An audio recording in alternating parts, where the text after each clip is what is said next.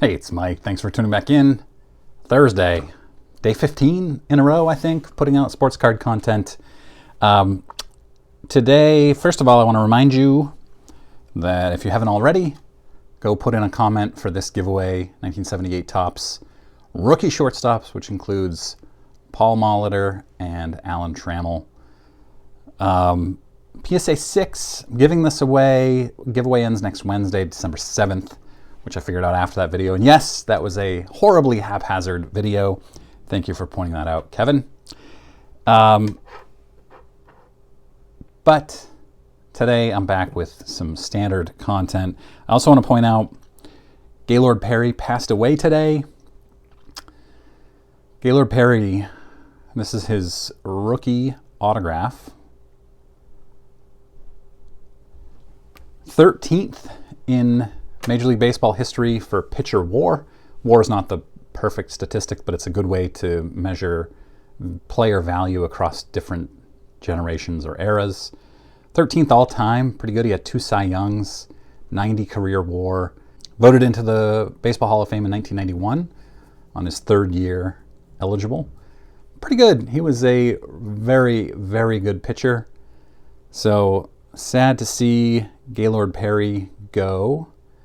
I also want to point out, I put out a note in my YouTube community, or a post, asking for pictures of your personal collection displays to be emailed to me at thejunkwaxhero@gmail.com. I don't have enough yet. I have received a couple. I don't have enough yet for a video, so I'd love it if you would email me your, like this, how do you display your personal collection? I see some amazing ones in Facebook groups I'm in. I'd love to see yours. You email those to me. I'll share those on my channel in a video coming up soon. So this story, again, I think this is my 3rd video of a story that's come out of the Card Sharks book about the history of baseball cards, but particularly Upper Deck. This is about something that happened in the early 1990s, actually between like 1983 and 1994.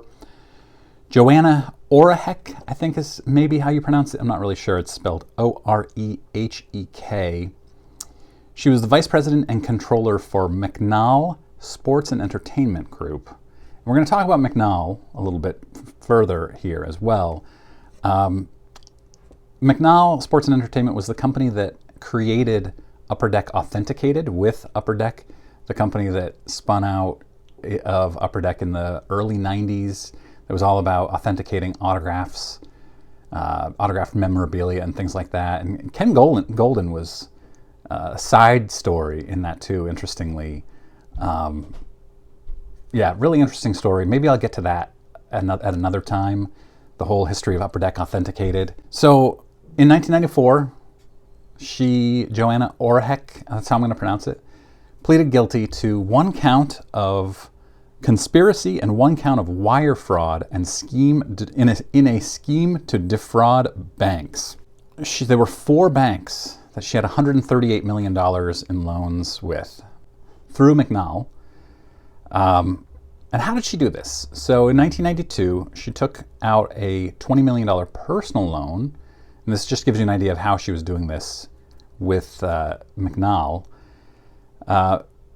She took out a $20 million personal loan with Bank of America, and it had collateral of $15 million in rare coins. And she told them that she sold those coins for a very valuable sports memorabilia collection. She went out and she bought millions of worthless baseball cards. She told them, Bank of America, that these cards were worth millions of dollars, and they were in place of the $15 million in coins. They were not worth millions of dollars. They were worthless, as I said before. She also, because she had these millions of cards, she looked like a dealer. And so sports card dealers actually sent her very valuable cards on consignment. And she said in these documents that they were her cards, and she used these cards that she got from dealers as her collateral on loans. Because she was using them as collateral, when those dealers asked for their cards back, because she wasn't selling them, she bought more worthless cards that were replicas, aged them through, the aging process that these scammers use, and then gave these dealers their fake cards, the replicas. Pretty crazy stuff. So she got busted, obviously. She got in a lot of trouble for it. I actually could not find out in a dozen different Google searches how much time she spent, if she spent any time in prison. Now, we will, and by the way, I don't really have any pictures from that case here at all. If I put any pictures up, they're just stock photos. I couldn't even find a photo that I was confident was her. She's kind of a ghost. It's weird. I found somebody that I think was her who has a different last name now, but I'm just not confident enough to put it up here on my channel. Now, McNall, let's talk about him.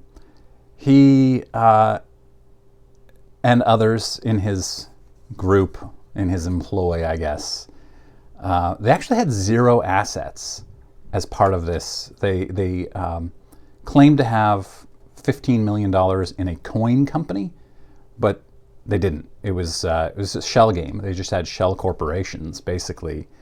He pleaded guilty to the charge, and the assistant U.S. attorney in charge of his case spent 30 minutes in front of the judge going over all the things that McNall had done that was illegal.